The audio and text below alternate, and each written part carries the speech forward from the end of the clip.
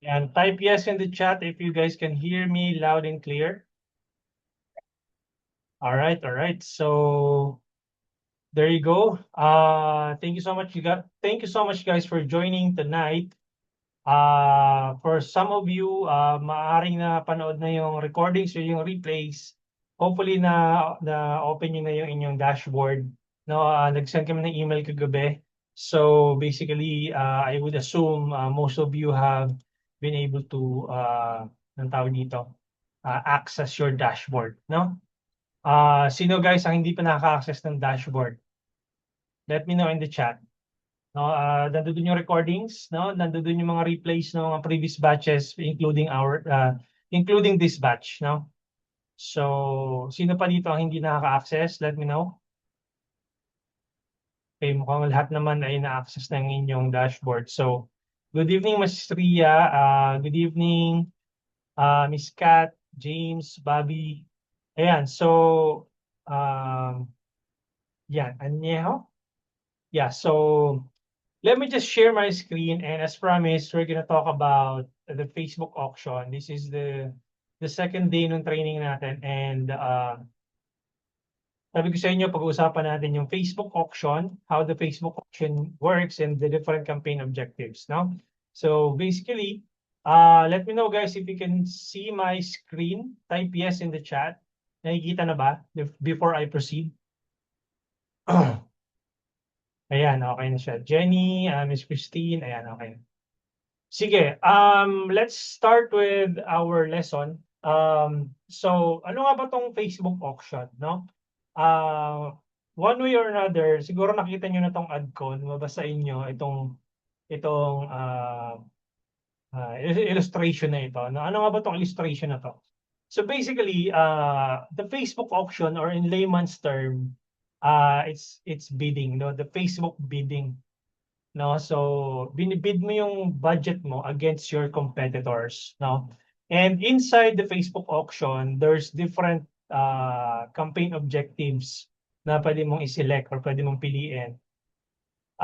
And kapag nag-launch ka na ng ads doon sa Ads Manager, you will see the different campaign objectives, the awareness campaign, traffic, engagement, leads, app promotions, and sales.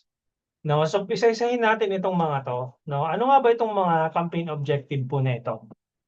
So basically, let's assume that the audience size is about 10 million. Yun yung tina-target mo na audience inside the Facebook auction. No, 10 million yung in total yung na-determine ni Meta na belong doon sa group or pool of audience na yon, no? And yung 10 million na yon, nadi-divide yan into different category or different um, pool of audience, no? When I say pool, P-O-O-L, parang swimming pool, di ba? Pag swimming pool, di ba, mayroong swimming pool ng mga bata, may swimming pool ng medyo may swimming pool ng mga bata at may swimming pool ng matatanda. So parang you can distinguish yung differentiation ng dalawa. May pambata, may pangmatanda. So itong ini-explain ko sa inyo, this is also a pool of audience which is merong different segments ng audience na yun na tinatamaan ng ads mo. Okay? So the first one, if you select awareness, itong awareness campaign na to, kapag nag-run ka ng ads sa Ads Manager, di ba kasi tinuro ko sa inyo how to create an ad account, no, inside the business portfolio. Pag nag-run tayo ng ads tomorrow, kasi we're gonna set up a Facebook ad campaign from scratch, starting tomorrow, then makikita po natin itong mga campaign objectives po na ito. So when you select awareness campaign, no, you are telling Meta to find people who are likely to resonate or to remember your brand. No, bali ang unang binabayaran mo kasi kay Meta is yung tinatawag na cost per 1,000 impressions o yung CPM. Tinatawag itong cost per mille or cost per mille. It's a French word that stands for 1,000 impressions. So, ibig sabihin sa bawat impressions na generate ng ads mo, yun yung binabayaran mo kay Meta. On the other hand, sa Google Ads kasi, cost per click ang binabayaran mo doon. So for every person na magkiklik doon sa ads mo, you're being charged. Dito naman kay Meta, for every 1,000 impressions na tinatamaan ng ads mo, you're being charged based on 1,000 impressions. So, dito sa awareness stage, kapag kinilik mo tong awareness campaign, ang inuutos mo kay Meta, ipakita yung ads mo into 1,000 people at a lowest cost per 1,000 impressions. Okay? So, kaya makikita mo dito, marami siyang mata because you're trying to get more eyeballs. Basically, people who are probably or likely to remember your brand. Kasi dun sa awareness campaign, meron dong settings na ano eh, reach, maximize number of reach, maximize number of impressions, and maximize ad recall lift. So madalas itong awareness campaign na to, ginagamit ito ng mga malalaking kumpanya. Colgate or Procter & Gamble, Jollibee, McDonald's, di ba? Because these companies, marami silang budget to advertise, no? Millions of pesos ang pera nila to advertise yung kanilang brand. No? And if you are somehow, hindi ka naman milyonaryo or hindi ka naman bilyonaryo na brand, then you should not be optimizing for awareness campaign because you need an ROI right away so that you can spend more. Diba? Kasi ang binabayaran mo dito, ang tinatarget mo dito ng mga tao, people who have a cheap cost per 1,000 impressions, but they are not likely to buy. No, wala pa silang buying intention. So you can just imagine kung 10 million audience size to, probably this segment of audience is about 7 million. 'Di ba? So 7 million yung nasa taas na yan. So again, dito sa pangalawa, yung tinatawag na traffic campaign. Ito yung inuutos mo kay Meta na, Meta, sinasabi mo kay Meta na maghanap ka ng mga tao inside the Facebook auction who are likely to click my link or your link, no, at a lowest cost per click or per landing page views, no? So pag nag-optimize ka ng traffic, link clicks or traffic landing page views, hahanapin ni Meta inside the Facebook auction or inside the algorithm yung mga tao na posibleng mag-click ng link mo at a lowest cost per link click or per landing page views. Yun ang hahanapin ni Meta inside the Facebook auction. Di ba? So, kaya makikita mo dito may mga clicks or may mga kamay na nagkiklik and then may mga mata yan. So, obviously, makikita mo pa rin yung more eyeballs. Now, itong pangatlo, yung tinatawag na engagement. Di ba lahat tayo dumaan sa tinatawag na boost post. Yun yung mga alam natin nung una eh. Di ba? So, nung nag-boost post po tayo, automatically, ang campaign objective na ang campaign objective na ginagamit mo doon is engagement. Ito yung pangatlo. Okay? Kapag nag-boost post po kayo sa mobile po ninyo, sa cellphone po ninyo, ang inuutos mo kay Meta is engagement. To get more engagement, okay? Ibig sabihin nun, sabi mo kay Meta or Facebook, hanapan mo ko ng mga tao na possible mag-engage sa page ko, dun sa ads ko. Possible mag-comment, possible mag-like, possible mag-likes and shares, message, watch video. Diba? So, this is the boost post default. Okay? Kaya huwag kang magtataka kung hindi ka masyado nakakakuha ng benta kapag nag-engagement ka kasi, well, yun lang din naman ang inutos mo, engagement campaign. Pero I'm not saying na hindi ka makakakuha ng benta dito. What I'm saying is, if you really want to optimize ads, then you must be able to have a defined goal. No, kung hindi mo na-define yung goal mo, kung ang dinidefine mo lang is more engagement, then basically yun ang inutos mo, then you get more engagement.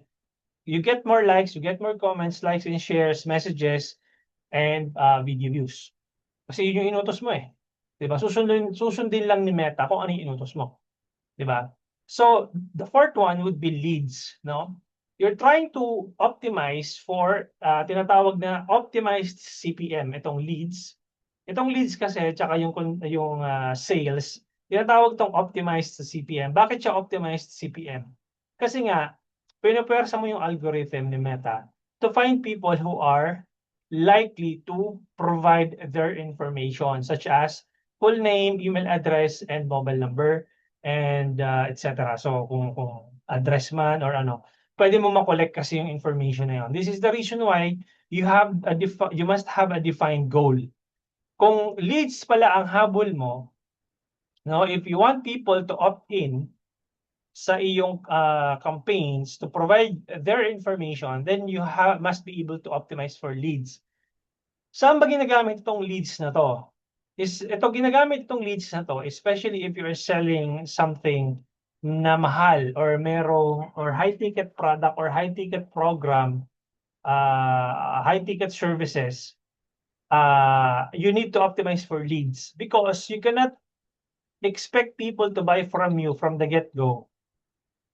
Na let's say 100,000 peso product or services, 500,000 peso product or services, 1 million worth of properties. Do you think agad-agad, 'di ba, may magche-check out dun sa website mo? 'Di ba hindi? Kailangan mo makolekta yung information nila, yung mobile number and email so that you can nurture these people, you can send emails, you can call them about their inquiry outside Facebook. So basically, ito yung gagamitin mo pagka nagbebenta ka ng high ticket product or ng high ticket services. So pwede mong gamitin ito when optimizing for or when running ads for a high ticket product or services. Now, makikita mo dito dumadami na yung posibleng bumili, may mga dollar sign, di ba? Down below may tinatawag tayong sales. Ito naman, this is basically being used by the e-commerce businesses. Ibig sabihin, if you're selling a 800 peso product, 1,200 peso product, 1.8, mga tipong hindi naman ganong kamahalan, siguro mga 5,000 peso product, yun yung pinakaano, pwede ka mag-optimize ng sales, no? Basically, ito yung gagamitin mo to force the algorithm to find people who are likely to make a purchase dun sa campaigns mo. Bakit nalalaman ni Meta na itong mga taon to meron posibleng bumili sa'yo? Because they have a historical data na bumili sila sa different advertisers. So makikita mo dito, dun sa conversions na part, although marami nga siyang posibleng bibili sa'yo dun sa baba, di ba? Maraming posibleng bibili sa'yo. But the thing is, hindi na sila ganun karami. Nagkukumpul-kumpul na sila sa baba. So kung 10 million yung audience size mo, tapos itong nasa taas na to awareness, hindi naman to mga pabili, hindi naman talaga bibili sa iyo yan mga yan eh. Or bibili sa iyo pero it may take some time before bumili. So let's say 7 million to, 2 million itong nasa taas na to. Tapos for about let's say ito is 700,000. Tapos ito naman is 300,000. So ibig sabihin, ang potential lang na posibleng bumili sa iyo talaga is about 300,000 based on the 10 million na audience size na meron si Meta doon sa kanyang algorithm or doon sa kanyang auction. So yun po yung ibig kong sabihin ng illustration po na ito. So makikita mo, hindi po siya ganun karami. And the fact of the matter is, maraming advertisers ang nag-aagawan dito sa audience na to. Okay? Kukumpul-kumpul sila, hindi sila ganun karami, and maraming advertisers ang naghahangad na yung ads nila ay yung ads nila ang maipakita sa mga audience na to. Okay, so ano ba itsura ng Facebook auction? Ganito po siya, just to illustrate yung anong tawag dito? Facebook auction. So basically, anong tawag dito? Wait lang i-stop sharing ko muna. Tapos, i-move ko lang tong PBNC. So, ito siya, no? Ayan. So, imagine ninyo, 10 million yung audience size po ninyo na tina-target. So, ibig sabihin, itong mga dollar sign na to, ito yung kabuuan ng 10 million na audiences. na audiences na pwede mong matamaan. Ngayon, kung let's assume that you are advertiser A, na itong nasa baba na to, and advertiser B and advertiser C are your competitors, di ba? So, let's assume na si advertiser C, nag-spend na siya ng about, let's say, 20,000 pesos per day na siya. Ganun na siya kagastador mag-run ng ads, no? 20,000 kada araw. Isipin mo kung isang buwan yun, magkano yun. So, ganun siya lakas mag-ads. Pero ikaw, since nag-uumpisa ka, ang daily budget mo would be about, let's say, mga 100 pesos, 200, 300 pesos, mga tipong ganyan. Or let's say, 500 pesos. Ibig pong sabihin nun, when you run ads with a smaller budget, you're basically targeting people in the tier 1 audience. Yung tinatawag din itong low-hanging fruit. Ibig sabihin po ng low-hanging fruit, imaginein mo yung sarili mo nasa ilalim ka ng isang punong ng apple tree. Diba? Imaginein mo yung sarili mo, nasa ilalim ka ng apple tree. Tapos yung mga nasa laylayan, ibig sabihin yung mga nasa bandang baba na bunga, kaya mong abutin, no, ng kamay mo. Hindi mo na kailangan umakyat doon sa apple tree. Kaya nang abutin ng kamay mo yung bunga. Iyon po yung tinatawag na tier 1 audience o yung tinatawag na low-hanging fruit.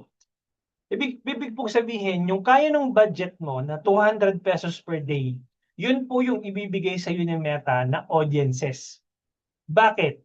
Kasi po, gusto ni Meta na magkaroon ka ng resulta, na magkaroon ka ng initial wins. Now, bakit gusto ni Meta magkaroon ka ng initial na resulta? Kasi nga, kapag nagkaroon ka ng resulta, ano mangyayari? Di ba technically or normally, mag-i-increase ka ng budget kasi you were able to get somehow a win. Di ba? Halimbawa, nagra-run ka ng ads, may bumili sa'yo. Di ba? So, ang pagra-run ng ads kasi kay Meta is parang sugal yan eh. Okay, para ka nagsusugal. You put 100 pesos in and then you get 300 pesos back. O di ibig sabihin, maganda kasi naglabas ka ng 100, tapos ang bumalik sa'yo 300. Ibig sabihin nun, maglalagay ka ulit ng budget kasi nga, nagkaroon ka ng small win eh. Yun yung gusto ni Meta. Di ba? But the problem is, kapag nagra-run ka ng ads kasi, with a small budget, madali mo siyang masaturate yung audience na yon, yung tier 1 audience. Okay? So, ibig sabihin, kung may 200 pesos ka na budget, yung 200 pesos mo, nagpaikot-ikot na siya dito. Okay? Kaya mapapansin mo, during the first couple of days ng run mo ng ads, halimbawa, nag-run ka ng ads tonight, yung first 3 days niyan, madaming pumapasok na messages or may mga makukuha kang benta, mga ilan-ilan. Or madami kang makukuha messages. And over time, mapapansin mo na nagda-dry up na siya. No? Yung first 3 days, dami pumapasok na messages. Pero on the 7th day, makikita mo pag ilan-ilan na lang yung nagme-message sa'yo. Kumbaga, kukunti na yung pumapasok na messages. Bakit kaya ganun? Di ba? Ang explanation doon is, yung tier 1 audience mo kasi, na-saturate mo na nung budget mo na 200 pesos or 100 pesos. Kung magkano man yung budget mo na ginagamit doon na mababa lang, na-saturate mo na yun. Ibig sabihin, wala nang bagong audience na magsisend ng message sa'yo kasi nakita na nung kabuuan ng audience na yun, even if yung target audience mo is 10 million, pero kung ang budget mo is 200 pesos lang, hindi yun tatamaan yung buong 10 million ng budget mo. Hanggang mga about 7,000 lang yan or 10,000 or less than 10,000 lang na audience ang tatamaan. Ipapakita ko sa inyo later on. So anong gusto kasi mangyari ni Meta? Ang gusto mangyari ni Meta is mag-increase ka ng budget so that meron siyang wiggle room to exit the learning phase. Mapapansin nyo kasi yan, kapag nag-spend ka ng 200 pesos, darating yung point na makikita mo yung tinatawag na learning limited. Na magkukulay orange na yung ad set level mo. Bakit siya nagkakaroon ng learning limited? Kasi nga, sabi ni Meta, wala na akong maibubuga. Hanggang doon na lang yung kaya kong ibigay sa'yo kasi nasaturate ko na yung audience mo based doon sa budget na ginagamit mo. Ang gusto ni Meta is mag-increase ka ng budget para magkaroon siya ng wiggle room para maghanap ng bagong audience. So let's say hypothetically speaking, nag-increase tayo ng budget to let's say 1,000 pesos. So ang tinamaan mo na ngayon is yung tier 4 audience. Okay, nakikita mo from tatlo-tatlo na audience dito, yun dumami ng audience na pwedeng mag-ano sa'yo, mag-convert sa'yo. But the thing is, hindi lang naman ikaw yung nag-a-ads eh. 'Di ba? Meron kang competitors. 'Di ba? Si advertiser B, most likely mag-i-increase din ng budget yan. 'Di ba? Tatapatan ka rin diyan. Kaya nga siya bidding, 'di ba? You're trying to win audiences against your competitors. 'Di ba? So binibid ni Meta yung budget mo against your competitors. So kung dati kung ang cost per message mo is 10 pesos, 'di ba? Kung makikita mo dito, ang cost per message mo nung nasa tier 1 audience ka pa, 10 pesos lang ang pumapasok sa na average cost per message. The moment you increase your budget, makikita mo na tataas din ang cost mo. Normal po 'yun. 'Di ba magiging from 10 pesos magiging 30 pesos yung cost per message mo on the average. Normal po 'yun. Bakit? Bakit siya normal? Because um anong tawag dito? The reason why nagtataas yung cost na 'yon because dumadami yung audience mo, dumadami din yung competition mo sa level nung or yung tier of audience na tinatamaan mo. And the moment na nag-decide ka na, okay, kompetensyahan ko si advertiser A, advertiser C. Si advertiser B, siyempre, may mga competitors ka nga. So maraming yung audience ang tinatamaan ng ads mo. But the thing is, marami kayong nagko-compete doon sa same pool of audience po na yun. Na mangyayari kung dati is 10 pesos lang binabayad mo cost per message, magiging 30 pesos yan, magiging 50 pesos. And not unless, otherwise, kung mabit mo sila inside the auction. Paano yung ibig ko sabihin na mabit mo? Ibig sabihin, ma-outbid mo sila. Kasi di ba nagko-compete nga kayong dalawa? Not unless na ma-outbid mo sila, doon pa lang bababa yung tinatawag na cost per result mo or cost per message. So ganito po kasi yan, no? So I'm gonna share my screen and or I'm gonna share my whiteboard. Okay? So ganito po kasi siya. So let's assume that this is si Miss Bell, no? Si Miss Bell is mahilig po siya sa let's say pagkain. Mahilig kang kumain or every time na may lumadaan na related sa food na ads or any type of content na dumadaan sa newsfeed mo, pinapanood mo, nagko-comment ka, nagla-likes or nag-share. Or let's say ganito lang, anong tawag dito? Mahilig ka sa member ka ng Homebodies, halimbawa. 'Di ba? Yung anything related sa bahay, yung mga pagpapaganda ng ng ng sala, ng kitchen, anything na pwede mong i-decorate or yung mga tipong aesthetic look about indoors or yung bahay mo, 'di ba? Kung member kasi misis ko member ng Homebody, so mahilig kasi siyang mag-ano ng ano eh ng mga ano tawag dito magpaganda ng loob ng bahay. So ibig sabihin yun yung ano mo, yun yung let's assume na yun yung ano mo, yung interest or demographics mo. Okay? Now, let's assume na si Sir Joshua is advertiser A. Nagbebenta siya ng tawag dito, halimbawa, yung mga tawag dito, furnitures, no? So, meron siya minibentang furnitures. Tapos, let's assume naman si si Miss Ria. Si Miss Ria naman is advertiser B. 'Di ba? Furnitures din ang binebenta niya. No, competitor niya si Sir Joshua, 'di ba? So, mangyayari po niyan, sabi ni Sir Joshua, Meta, targetin mo nga itong mga kamukha ni Miss Bell na mahilig sa interior design or mga magpapaganda ng bahay. Sabi ni Miss Ria, ako rin Meta, no? I'm selling furnitures to people na katulad ni Miss Bell na mahilig sa mga furnitures or mahilig magpapaganda ng loob ng bahay. So pareho silang halos pareho sila ng binebenta or pareho sila ng binebenta. And let's assume, sabi ni Sir Joshua, I'm willing to spend 500 pesos per day as sa ads ko. And sabi naman ni Miss Ria, yes, I'm also willing to spend 500 pesos Meta. Okay? Then, let's assume na 12 AM nag-launch yung ads nila ng sabay. Okay? Then, basically, yung parehong ads nila, isi-serve yan ni Meta sa mga katulad ni Miss Bell na mahilig sa mga interior design, etc. So, isi-serve ni Meta pareho yon. Okay. But the thing is, ito po yung nangyayari sa loob ng auction. Makikita ni Meta dyan na kung kaninong ads yung mas engaging, converting, and enticing, no? So, let's assume, di ba sabi ko nga sa inyo kanina, ang unang binabayaran nyo kay Meta is yung tinatawag na CPM, yung cost per 1,000 impressions.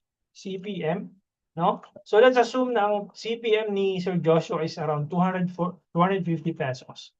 Tapos ang CPM naman ni Miss Ria is 250 pesos. Pero bandang hapon or bandang gabi na, napansin ni Meta na yung ads ni Sir Joshua ang mas nagkakaroon ng engagement, ng retention, ng maraming nanonood ng video, maraming inquiries. So, mangyayari po doon is mas papaboran po ni Meta yung ads po ni Sir Joshua. Okay? Mas ipapakita po ni Meta yung ads ni Sir Joshua sa mas maraming tao, sa mas maraming katulad ni Miss Bell na mahilig sa interior design. So, mangyayari po noon is bababa po yung CPM po ni Sir Joshua. Magiging 200 po yan.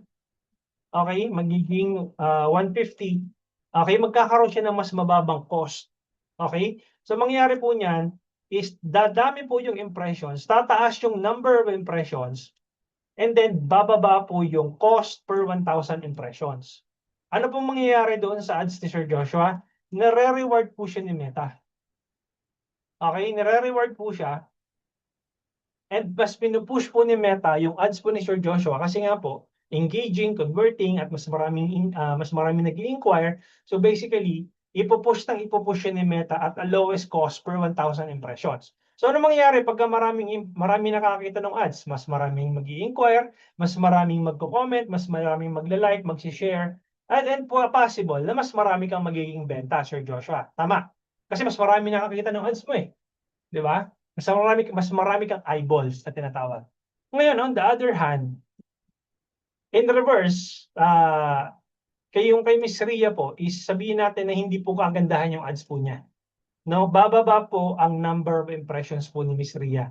No, ibig sabihin, kukunti yung makakita ng ads niya, kukunti yung magla-like, kukunti yung magko-comment, mag-share, kukunti yung mag-i-inquire.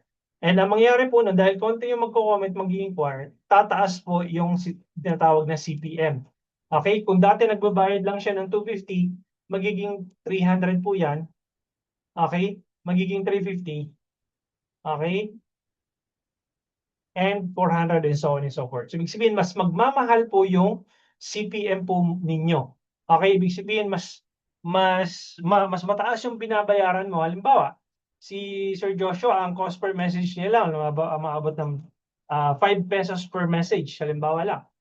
Pero si Miss Ria, umaabot siya ng 25 pesos. Mas mahal yung cost niya per message. Ganun po yung nangyayari dyan. Bakit po siya ganun? Ang ginagawa po ni Meta dyan is pinipenalize po ni Meta yung ads po ninyo ni Miss Ria. Okay, bakit? Kasi walang nanonood, walang nag-i-engage, walang may interesado doon sa ads mo kasi hindi po siya engaging, hindi siya converting, hindi rin po siya, mukha siyang ad, mukha siyang hindi ka panipaniwala yung ads mo, parang gano'n. 'Di ba? Kasi meron po tatlong grading system si Meta. Meron siyang tinatawag na below average, no? Below average. Tatlo lang yung gini-grade po kasi yung ads ninyo ni Meta. Okay? And then the other one would be average. Tapos the last one would be above average. Okay, ganyan po itsura niyan. So ginigradean po kayo ni Meta in terms of your ad creatives or yung inyong ads na pinapakita sa newsfeed. So ngayon, ipapakita ko sa inyo yung actual ads na nire-run ko para magkaroon kayo ng idea nung sinasabi kong grading system ni Meta. So tingnan natin kung kumusta naman yung grading system ko kay Meta, di ba? Para at least makita nyo ng actual. Kasi yung sasabihin niyo ang galing-galing ko siguro mag-ads. Hindi naman po. So, ipapakita ko sa inyo yung realidad na pati ako, hindi naman perfect yung ads ko. Ibig sabihin, may rooms for improvement pa rin yung mga ads na pinapalabas ko o yung niraran ko. So, tingnan natin kung may below average ako. So, I'm gonna share my screen. So this is the actual ads na nilaran ko. So makikita nyo, active po yung mga ads na yan. Ayan. So, ayan o. So active po sila. Ayan. Tapos, makikita natin dito yung grading system. Nasa ad level po ako Ito, yung ad level. So makikita nyo po dito yung conversion, yung tatlong grading system ni Meta. Yung quality ranking, engagement rate ranking, tsaka yung conversion rate ranking. Ito po yung sinasabi ko sa inyo na binabayaran yung una kay Meta. Yung tinatawag na cost per 1,000 impressions, itong CPM. Yan po yung unang binabayaran nyo kay Meta. So magkakaiba po ng cost yan, 154, merong 243, 223, 189. So yun po yung cost per 1,000 impressions ko na binabayaran per ad, per creative. So makikita nyo dito, yung grading system ko kay Meta. Sabi ni Meta, itong ad daw na ito, I'm sure siguro nakita nyo na rin ito dumaan sa newsfeed po ninyo. Sabi ni Meta, itong ad daw na to is okay naman yung quality ng ads, average naman daw. Yung engagement rate ranking, above average naman. Tapos yung conversion rate ranking, average naman daw, sabi ni Meta. Tingnan natin kung may below average ako, no? Hopefully wala, no?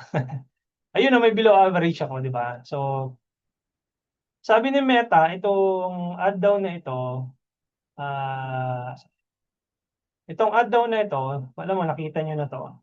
Yan, itong ad daw na to is, sabi niya, below average daw yung quality ng ads. Sabi niya, 35% below average. Pero yung engagement rate ranking, okay naman. Marami nag-engage, okay, marami naman din nagko-convert. So, hindi ako bothered kahit na below average yung quality, pero dahil above average naman tong dalawa, so I'm still good with that. So, makikita mo dito na meron siyang 2.5 comments, 3.1 shares, tapos ilan ba yung reaction nito? Ad preview natin. Preview. Ilan ba yung reaction dito? Sabi niya ni Meta, yan, may mga reactions dito. 10,000 reactions daw. Yan. 9,000 or more than 10,000 reactions. Ayan. So, 10K reactions. So, ibig sabihin, okay naman yung engagement, okay naman yung conversion rate ranking. So, all good pa ako dito. So, ibig sabihin, hindi rin naman perfect yung ads ko. Merong average, merong above average. So, ibig kong sabihin, napansin nyo ba na nag-run kayo ng, anong tawag dito? Na nung nag-enroll kayo sa akin, yung competitors ko lumabas. Di ba? Or kaya nag-enroll kayo sa ibang course creator na katulad ko na nag-run ng nag-conduct ng Facebook ads training, di ba? Nag-enroll kayo sa kanya and then maya-maya yung ads ko lumalabas na rin, tama? So, ibig sabihin, nagkakaroon ng identity yung behavior ninyo kay Meta na, okay, so Miss Nina likes this ad, so most probably, Miss Nina also likes this ad from Digital Homey. So, ganun po siya nag-work. Ngayon, imagine niyo na lang kung yung ads din yun na mismo sa business po ninyo, nag-run kayo ng ads, tapos yung competitor ads ninyo, lumabas din dun sa target audience ninyo. Diba? So, ngayon, paano na ngayon mangyayari yun? Ano nang pipiliin ng Meta? Sino nang mas pipiliin ng Meta na ads na ipapakita? Diba? Kanino na sa inyong dalawa na advertiser ABC? So, again, hindi lang naman kayo nag-ads. Marami kayong competition sa market. Ngayon, kung yung ads mo hindi nag-i-stand out, ma-outbid ka ng competitors mo. Kapag na-outbid ka ng competitors mo, ano mangyayari? Tataas yung cost mo. Pag yung ads ng competitors mo is mas maganda, bababa yung cost nila, yung cost per message or cost per inquiry, bababa. Yung ads mo mas tataas. So ganun lang po yung kasimple ang explanation ng Facebook auction. Bakit gano'n? Ah, bakit mas pinapaboran ni Meta yung mga ads na mas engaging, mas converting?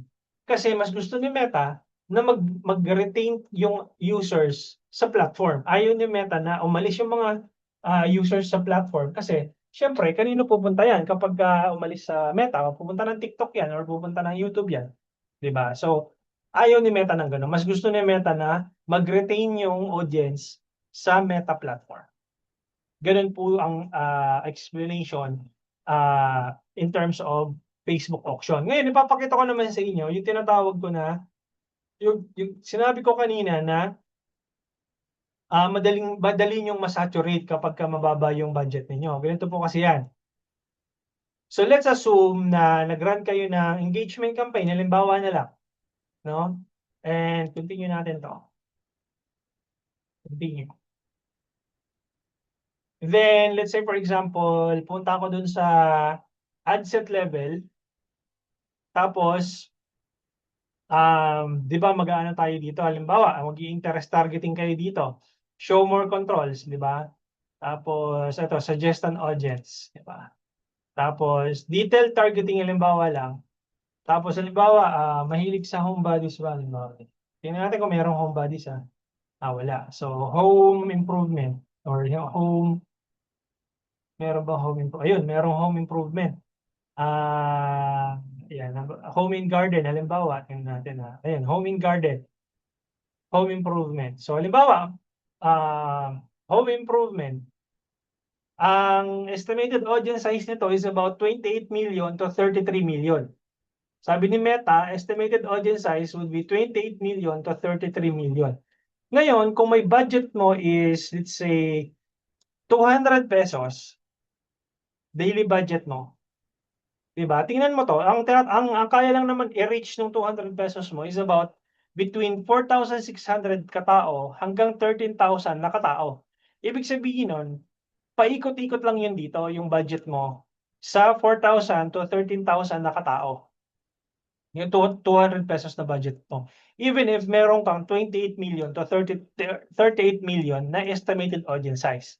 So the moment you increase your budget, so pansinin nyo to 4,600 na katao yung potential reach mo, tapos 13,000 yung, up to maximum of 13,000 yung maximum reach. So pag in-increase ko to, tingnan nyo to mag-i-increase din yan.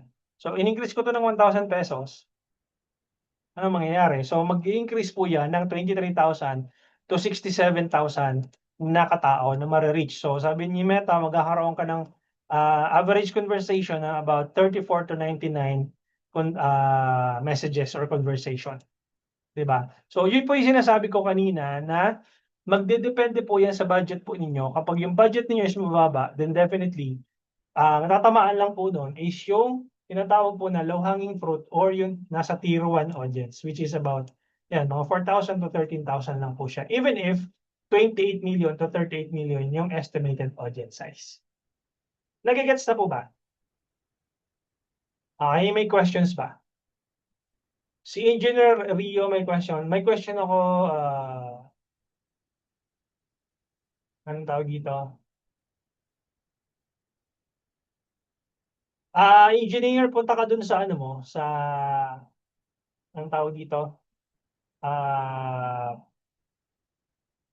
by the way, Q&A na tayo guys ha. So I hope nag-make sense sa inyo yung lesson natin for tonight. So hindi naman komplikadong intindihin si Meta. No, pinapakomplikado lang natin because iniisip natin na siguro mali yung targeting ko. Siguro mali yung audience na tinatamaan ko. Hindi po. Kadalasan po ang nagiging problema, mali yung ads na pinapakita ninyo. Okay, yun po yung katotohanan. No, kasi wala po sa targeting na ngayon, especially nung nag-launch si Meta Andromeda, last October, nag-full implementation na po siya last month. So yung interest in demographics targeting po ninyo, wala nang kwenta po 'yon. So ang tinatawag po na ngayon is yung tinatawag na creative targeting. Ibig sabihin po, your creatives does the targeting or your creative is the targeting. So kung ano man yung nilo-launch nyo na ads doon sa yung creatives ninyo, Meta will define that as anong tawag dito? As your target audience. Okay? So, yun po yung ibig sabihin. Sige po, Sir Engineer Rio, you may share your screen and then tingnan po natin yung nagiging ano nyo, nagiging error po ninyo. Pwede kitang i-unmute if you want to speak. Although this is the lesson last night, no, but sige, i-help natin si Engineer Rio to to ay naka-ano po kayo? Naka-cellphone po kayo? Naka-cellphone ba 'to? Teka. Engineer, naka-cellphone ka ba? Naka-iPad, sir. Ay, hindi po natin makaano yan. Hindi, mahirapan po tayo dyan. Dapat po naka-PC or laptop. Laptop. Ito, Oo. mag-laptop sa nila. Okay. Okay. May laptop naman ako. Mahirapan Pero po tayo mag-navigate pagka naka-ano kayo, naka-iPad. Kasi parang cellphone lang din yan or parang sige, sir. May laptop naman ako isang katabi. Ano eh? Sige po, i-engineer, ilipat nyo yung Zoom link, tapos balikan nyo ako, no? And then I'll be answering questions muna while you're doing that para ma-accommodate Noted you. po. Yes, sige po. Noted, sir. Okay, sige. So, I'll be answering questions dito sa chat. Si Jenny, Miss Jenny, is there an ideal budget? Well, ideally, at least meron kang 500 pesos per day na budget. And technically, at least 15,000 pesos for 1 month. Bakit siya 15,000? Kasi if you divide 15,000 into 30 days, that's about 500 pesos per day. So at least meron kang 500 pesos na budget per day ideally. Okay, and then once you scale up, then you can spend more than that. So Vanessa, so ibig sabihin dapat malaki yung budget namin to get good sales, hindi kaya sa mga 100, 200 daily budget. Hindi kaya sa mga 100, 200 daily budget. Well, Miss Vanessa, I'm not saying na hindi ka makakakuha ng magandang benta sa 1,000 or 200, sorry. I'm not saying na hindi ka magkakaroon ng benta sa 100 pesos or 200 pesos na daily budget. What I'm saying is you can get sales out of that small budget, but you will likely to saturate the audience fast. Okay? So basically, ang mangyari po dyan, Miss Vanessa, yun po yung sinasabi ko sa inyo na, oo nga, during the first week, nung launch mo ng ads, madami nagme-message sa'yo. Pero after a couple of days or weeks, magda-dry up na po siya yung leads mo o yung messages mo. Mapapansin mo, bakit ganoon? Dati naman nakakuha ako ng 10 messages per day. Bakit ngayon pa isa-isa o dalawa na lang? Just because it's the same people na nakikita yung ads mo, wala nang bago. Kung mag-run ka ng ads, yung nilaunch mo na ads nung 3 months ago, yun pa rin. Wala kang binabago. O wala kang tinetest na bago. Nag-launch ka nung July, August, September, October. Nag-launch ka ng July o ng August, nung ads. Di ba? August, September, October, November. 4 na buwan na yung ads mo. Mag-4 na buwan na yung ads mo. Wala kang binabago, wala kang nilalaunch na bago. Pare-parehos yung ads mo. Definitely magda-dry up yung leads mo doon. May session po ba tayo teaching how to make good campaigns? Tomorrow we'll start creating your campaigns from scratch, Miss Vanessa. So that would be the lesson for tomorrow. Okay? So, ayan. And then I'm gonna teach you guys a campaign setup na hindi komplikado. One campaign, one ad set, and then tambakan mo ng maraming ads. That's it. Diba? Tapos focus ka sa creatives. 90% of your effort, focus ka sa creatives. What's Miss Belle Gonzaga, what's the probability of spending 1K per day to get sales from the 63K audience? This is the lesson that you need to understand on day 5, Miss Belle. You need to understand the cost per acquisition, the ideal cost or the ideal customer acquisition cost that you need to to identify or to define before you spend 1K, 5K, 20K budget. So kailangan mo muna maintindihan how much are you willing to pay for every leads na pumapasok or for every purchase na pumapasok. No, kasi hindi po yan guaranteed that just because you spend 1,000 pesos, you'll get more sales. Hindi po guarantee yon. Ang meron pong ganito yan eh. So, kaya kang ma-outbid ng 1,000 peso budget. Halimbawa, kung competitor tayo, Miss Bell, no? We are competitors. I am selling the same stuff as yours. I'm only spending 1,000 pesos per day, and then you are spending for about 5,000 pesos per day. Kaya kitang talunin sa auction kapag mas maganda yung creatives ko. It doesn't necessarily mean na mas mataas ka mag-budget kaysa sa akin, mas marami ka makukuhang benta. Hindi po ganun yun. Okay? Kaya kitang talunin or kaya kang talunin ng competitors mo spending for a lowest budget or mas mababang budget kaysa sa'yo. Imaginein mo halimbawa, 5,000 yung budget mo and yung competitors mo is only spending 1,000 pesos per day. Kaya kang talunin nun kung mas maganda yung creatives niya kaysa sa'yo. Ganun po yun. Okay? So, Saudi, Ismael, so labanan pala sir is creatives, yes. Okay? So, kung ikaw hanggang ngayon,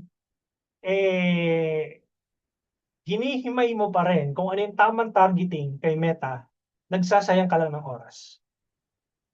Okay? Lahat ng nandito sa Zoom, kung nag-enroll ka dito sa program ko, tapos naghahanap ka ng tamang targeting, I'm sorry to say, I'm sorry to disappoint you, but there is no such thing as tamang targeting ngayon. Okay? Ang targeting nasa creatives po ninyo. Okay? Sooner or later, itong interest and demographics targeting na to, mawawala na to. Okay? Kasi mapapansin ninyo to, yung, di ba, kanina, bago ko nabuksan yung interest and demographics targeting, inano ko muna siya, show settings ko muna. Pansin nyo, nakatago na siya eh. Ayan o. Pag kinilig ko itong create button, tapos, kunyari, nag-engagement ako, continue, tapos continue. Tapos, pumunta ako dito sa engagement, dito sa ad set level. Di ba, bago ko makita yung interest targeting, ayan o, suggest an audience. Dati kasi, makikita mo dito agad yung interest and demographics targeting. Pero right now, naka-hide na siya. Tingnan mo siya. Bago mo siya makita, kailangan mo itong i-click yung show settings para makita mo yung detailed targeting.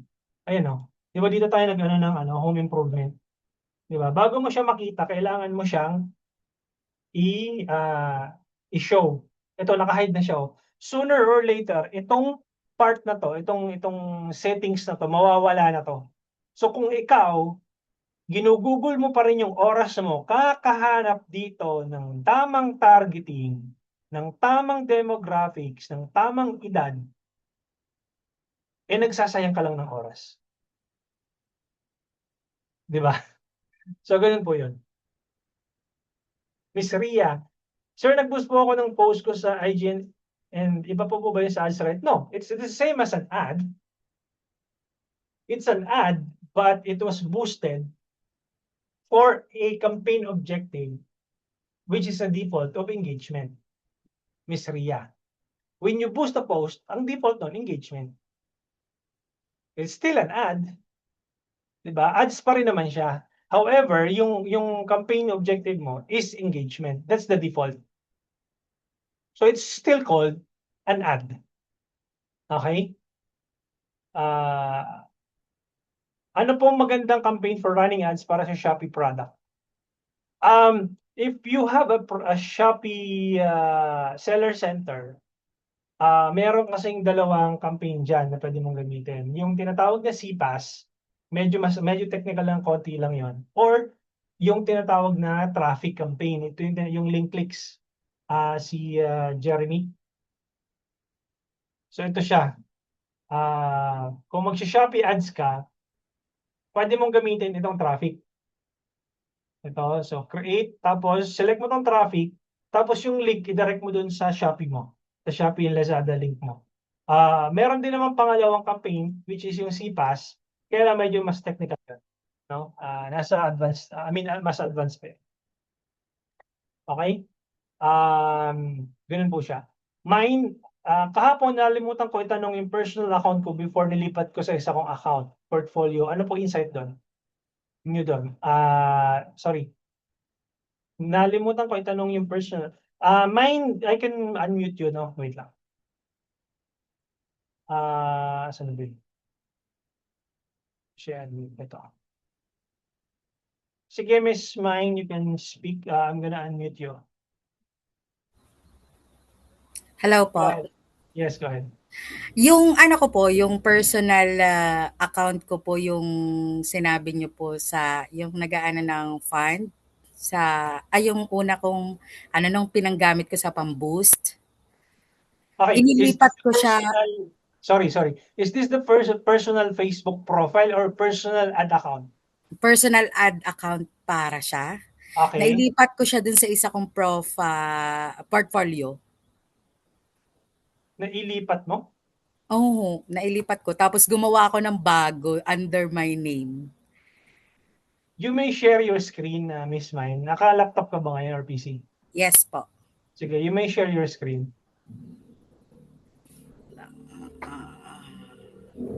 Wait lang po.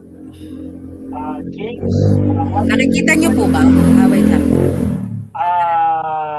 yes. Punta ka sa Facebook. Balikan kita, James, ha. You can share your screen again. Nawala eh. Nasaan na? Ito. Wait lang. Hindi kasi ako nakadual ngayon, kaya parang ako, hirap. Wait lang. Share screen. Share. Tapos, dito tayo. Ito. Okay, let me control your hindi Okay pala. po. Okay, Wait lang po. sige lang. Ano ko lang po to kasi ito yung business, business profile.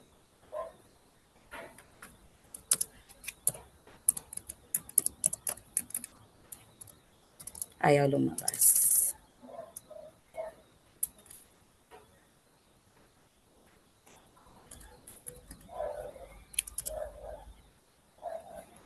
Nakikita niyo po ba?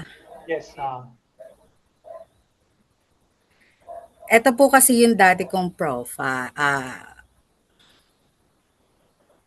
Ito. Di ba po ito po ay may mga yung sa ad, nung inopen ko po ito, paano ko ba explain? Ito.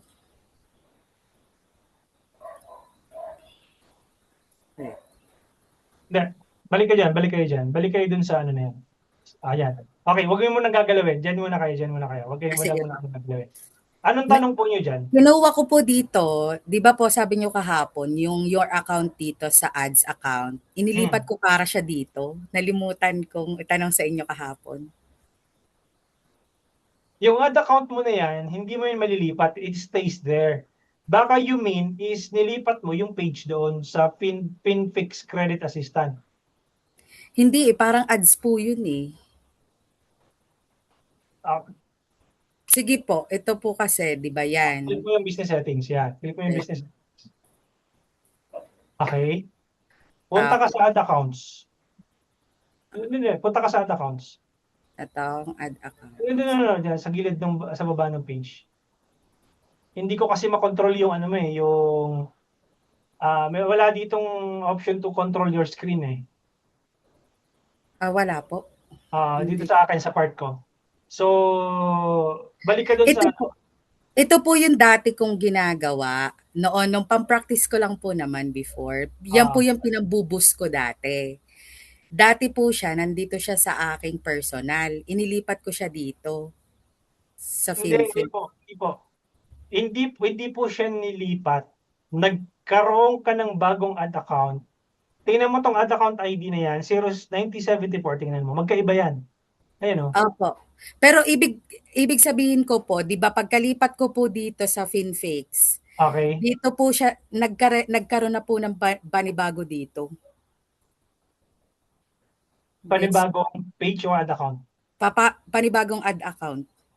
Alin dyan yung bagong ad account? Yung 482 o yung 953? Ito po kasi sa friend ko itong isa, isinare niya lang sa akin. Kasi actually nagpa-practice po kasi kami. Ang specialization ko po talaga is Google Ads. So, Okay. nakakuha ko ng client base ng Netherlands, pinag-ano niya ako ng Facebook. So, nagawa ko naman. Shopping siya, ito. Then, kaso nga lang parang ano siya sa budget niya. Tight siya sa budget niya.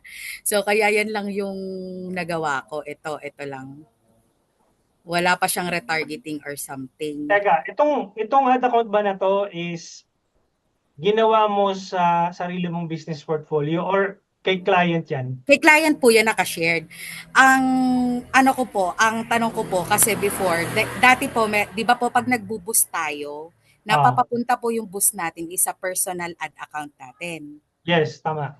Ngayon, nung parang ano lang po ako, parang nag-navigate lang ako ng dashboard, inailipat ko siya dito sa FinFix na ito. Kaya nandito po yung mga boost ko. Tapos nagkaroon po ako ng panibagong ad account under my name ulit. Ganun po yung senaryo eh. Anong tawag dito? Ganito lang yan. Pangalan nito? Miss Mine. So, anong balak nyo na ngayon? Diyan kayo mag-run sa FinFix? Sana po magraran ako. Kaso iniisip ko po, baka po ito pa rin yung aking naka-add account sa personal ko. Iniisip ko baka or something. May Hindi po, mangyari. ganito yan. So, kung decided ka na, diyan ka na magra-run sa FinFix, kailangan mo lang palitan yung ad account name na yan para hindi siya random string of numbers. So, punta ka din sa FinFix. Punta ka sa FinFix. Yan, tapos click mo yung gear icon. Okay, sundan mo lang ako Huwag ka muna magkiklik ng kahit ano. Basta kung ano yung ipapaklik ko sa'yo, yun yung i-click mo. So, tingnan natin kung meron. Punta ka sa add accounts. Yung baba ng pages, yan. Click mo yan. Tapos makikita mo, di ba, 9074 yung dulo nung makikita mo dito sa Open in Ads Manager sa top right, katabi ng deactivate, may 3 dots kang makikita. Okay po. 3 dots, ayan. Edit mo yan. Tapos, pangalanan mo ng ad account name. Ano yung ipapangalan mong ad account name dyan? Ayan, FinFix ads or ad account, pwede na yan. Yan, and then save changes. Okay po. Diba? So, wala naman po siyang problema. Wala problema dyan. Ibig sabihin nun, yung FinFix ad account na yan, under your FinFix Credit Assistant business portfolio. Okay. Wala pong problema kahit nailipat ko yan. Kasi hindi mo siya nailipat. Ibig sabihin na kapag yung term na inilipat, oo, malilipat ka mag-run ng ads dyan. Pero yung ad account, hindi mo siya nilipat. Nakapag-create ka ng bagong ad account inside FinFix. Okay, hindi siya na-move. Walang nangyaring na-move na ad account. So, ibig sabihin po, ito pong nandito pa rin na ad account ng aking personal dito. Yun pa rin yun.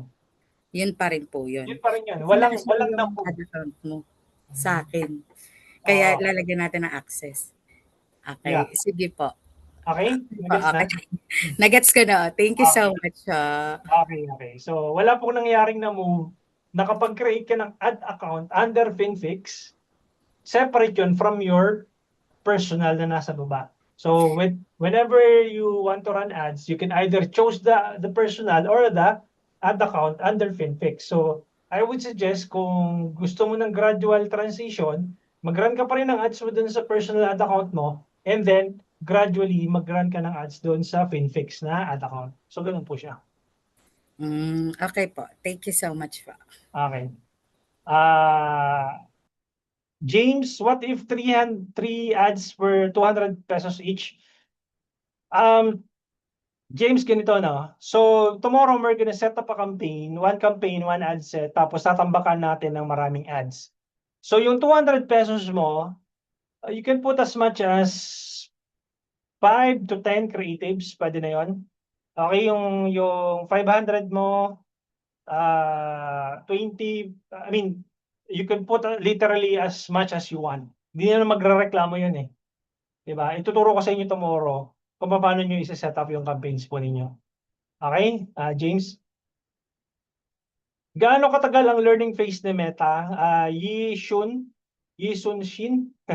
Ayan, so mukhang Aikido ano natin. So, gaano katagal ang learning phase ni Meta? Depende po yan, Yi. Okay?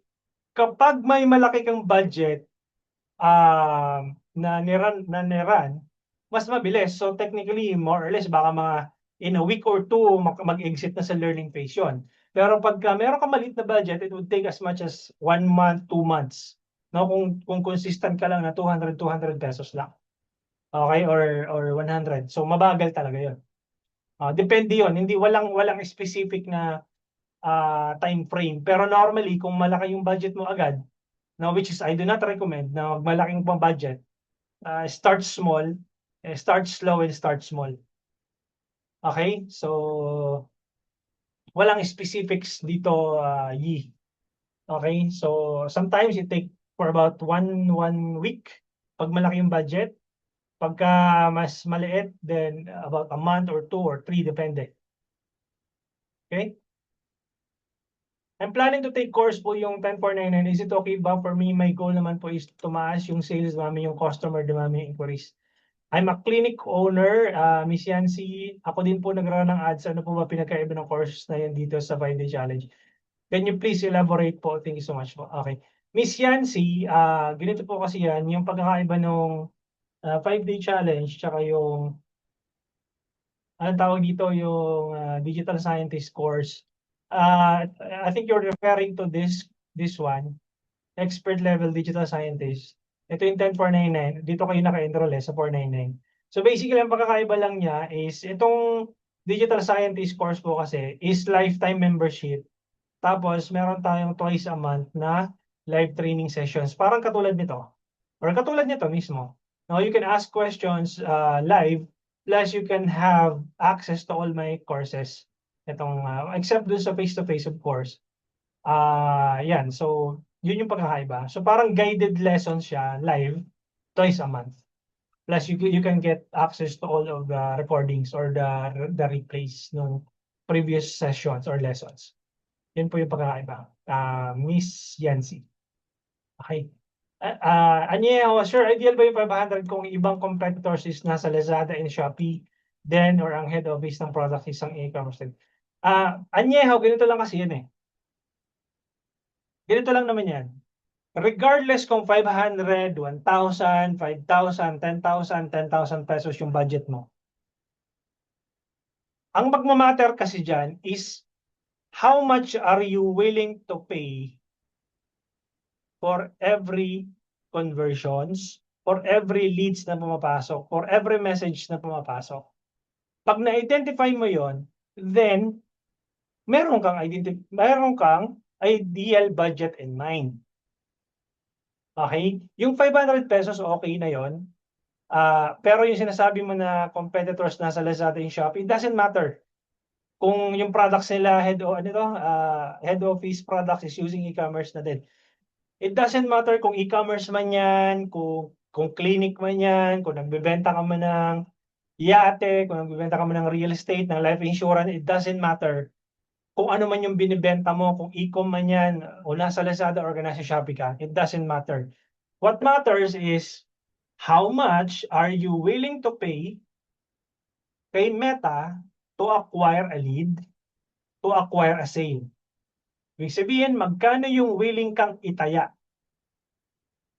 Sir Anyeho or Miss Anyeho, I'm not sure kung lalaki o babae. Ganito lang yan. magkano yung willing kang itaya? Para kasing ano yan eh, parang gamble yan eh, parang casino. Parang parang tumataya talaga, parang kang nakikipag ah, parang sugal or sugal talaga siya, 'di ba? Ganito yan eh. Magkano yung willing kang isugal on a daily basis? Are you willing to spend 500 pesos? So be it. 500 pesos. Are you willing to spend 5,000 pesos per day? So be it. 5,000 pesos. Walang kumukontra sa'yo. Okay? But the thing is, you need to understand, magkano talaga yung willing kang itaya per day. And yung tinataya mo per day na yon, may bumabalik ba sa'yo? Diba? Kasi kung may bumabalik sa'yo, di taya ka ng taya. Kung dati ang taya mo 500, tumaya ka ng 1,000. Diba? Pag taya mo ng 1,000, may bumalik na 5,000, o di taya ka 5,000. Yung 5,000 mo bumalik 15,000, o di taya ka another 8,000. So ganun po siya. So maintindihan po natin yan on day 5, Anyeho. So kailangan natin ma-identify what is the ideal cost. Magkano yung willing kang bayaran for every action or for every lead or for every message na pumapasok or for every purchase na pumapasok. Magkano yung willing kang bayaran. Kapag na-identify mo yon, alam mo na yung magiging budget mo. Okay? Kung naghahabol ako na matapos ang learning phase ni Meta before ng second week of December, in time for Christmas, pwede po na po bang 30K ang i-budget ko for the next 2 weeks na ads? Seasonal lang kasi ang product ko. Well, yeah, that's the case.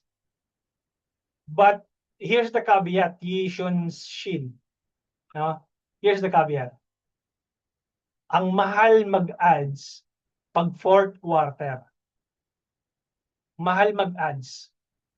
Asahan mo na yung ano ba fourth quarter, October, November, December. Ano? Tama, October, November, December, fourth quarter.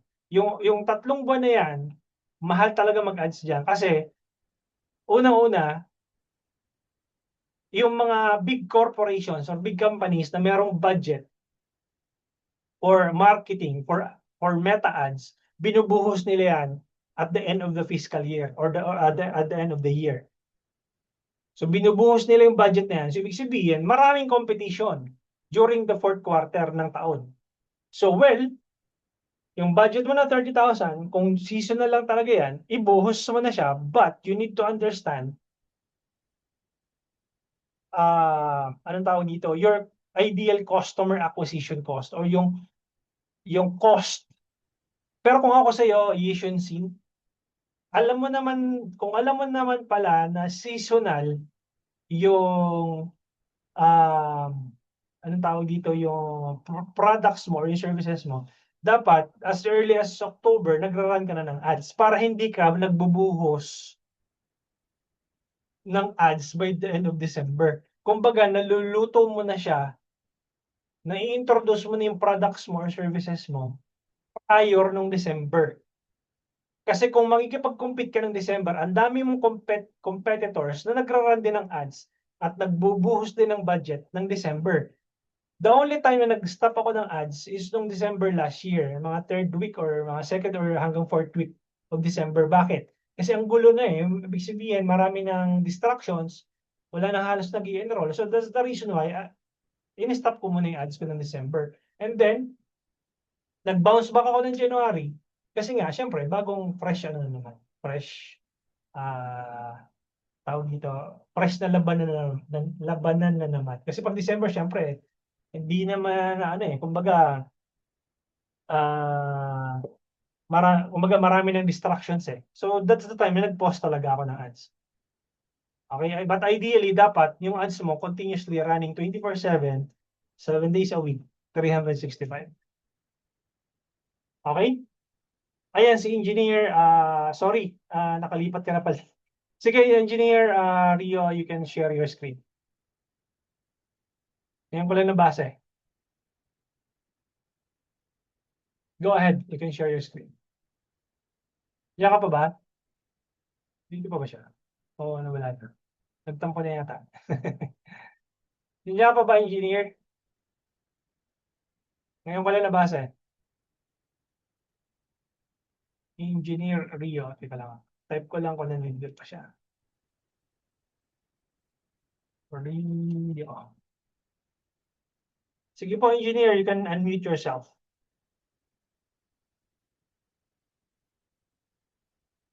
Engineer? Kailangan mo i-unmute para marinig ka namin. Yes, andito pa ako, sir. Okay, sige, go ahead. You can share your screen. Okay ha, patulong na ako. Mami, tulungan mo ako. Wait lang, sir. Yan, David. Share. Share desktop, ano? How about Ayaw. Ayaw nga eh.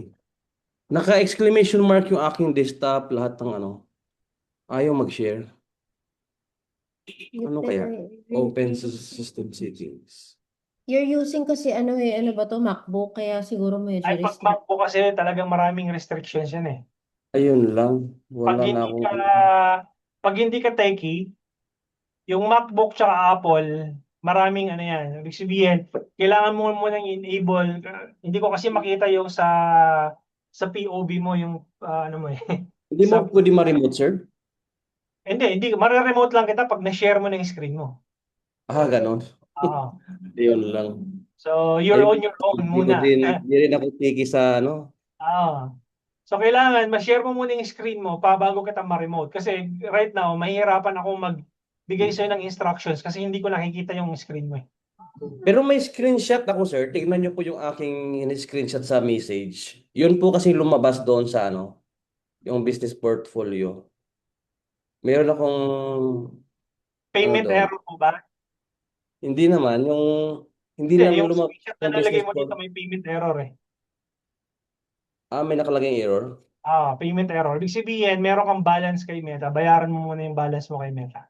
Bago ka makapag-run ng Ganun? ads. Ah, May ganun pala yun. ah. Hmm. Okay? So, ito siya. Pag Sige, mag-share ako ng screen, ito siya. Ito yung pinadala mo sa akin eh. sige, sige. Sige, tignan lang natin, sir. So, Yan. So, meron pala akong balance, hindi ko alam yun. ayan. So, hindi ka makapag-run ng ads kasi may payment error ka. Tapos, it looks like you need to verify your identity. Nakalagay dito, make sure your ad account is up to date by verifying. Completing verifications helps prevent your ads from blah, blah, blah. So, click mo tong start verification and then Meta will ask you for your government issued ID and then itong payment error na to na nasa baba, ito, halimbawa, itong delivery na to, yung section, the reason why may payment error ka because meron ka outstanding balance kay Meta. Or wala nang laman yung fund mo. Yung funds mo. Okay? Tapos, pag okay na, sir, saka ako makapag-create ng business portfolio. Hindi. Saka ka pwede mag-run ng ads. Pero kahit Amo. na naka-payment error yun, pwede ka pa rin mag-create ng business portfolio. Okay? So, kaya nga lang, kailangan mong i-share yung screen mo. Hindi kita Sige. matutulungan kung hindi naka-share yung screen mo. Sige, sir, i-try ko na lang po. Kakabukas na lang po ulit. Yung try mong panoorin yung recording natin na doon yung step by step. Yung day 1 natin, kahapon. O yung kagabi. Okay? So, si Ria, I have an existing post sa FB and IG and the last night na mention mo na pwede use it for ads. How to do it po? Kasi I know how to boost existing post pero not sure how to set it for Meta marketing ads. Same process lang din po ba? Naituro ko to Miss Ria. Okay, if hindi mo na nasundan kagabi, I'll try to navigate sa ads account ko. Ganito lang siya Miss Ria. So, kapag nandoon ka sa ads manager mo, punta ka lang doon sa ad level. No? So, punta ka sa ad level, tapos,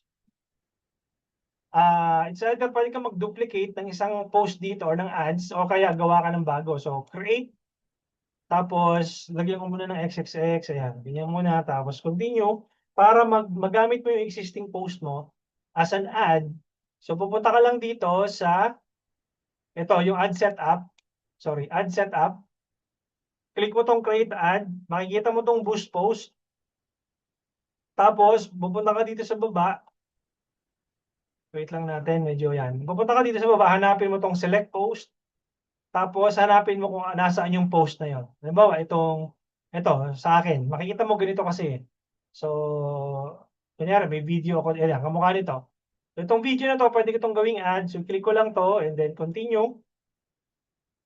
And then, yun, publish ko na. Kung gusto kong palitan ng button, yan, click ko yung button. Tapos, kung mayroon akong link, yan, ilalagay ko yung link dito and then update post and then publish. Okay? So, I hope that makes sense. Mine, sir, bali dalawa po yung ad account ko under my profile. Okay lang po yun? Yes, okay lang po yun. Walang problema. Anyeho, so regarding dyan sa payment error, ibig sabihin ba no na na-run ni Meta yung ads, hindi ba pwedeng stop na lang yung ad na yun or delete na ad? The reason nag-stop yung ads doon, Anyeho, is because naubos yung yung funds mo. Kaya automatically magpa-payment error siya. And the moment na naglagay ka ng funds ulit, then magko-continue yung ads mo. Huwag mong i-delete. Okay, huwag ka mag-delete ng ads kasi data mo yun. And never delete an ad because yun yung reference point mo when reading the data. Okay, yung iba kasi dito pag nag-run ng ads, sabi nila, tapos na tong campaign na to, i-delete ko na. Wag. Ba't nyo i-delete? Eh, binayaran nyo kay Meta yung data na yun. Pag dinelete mo yung ads na yun, wala ka ng data. Di ba? Kung hindi ma-verify yung account, pwede na rin mag-run ng ads. Yung pangalan ko sa profile is may kaibahan sa real name ko. Well, change the profile name to your real name and then mag-verify ka ng identity mo. Yishun Sheet. Okay? So, gano'n lang naman ang gawin mo doon. Kasimple yung gagawin mo doon. Change your name doon sa Facebook profile and then go for the identity verification.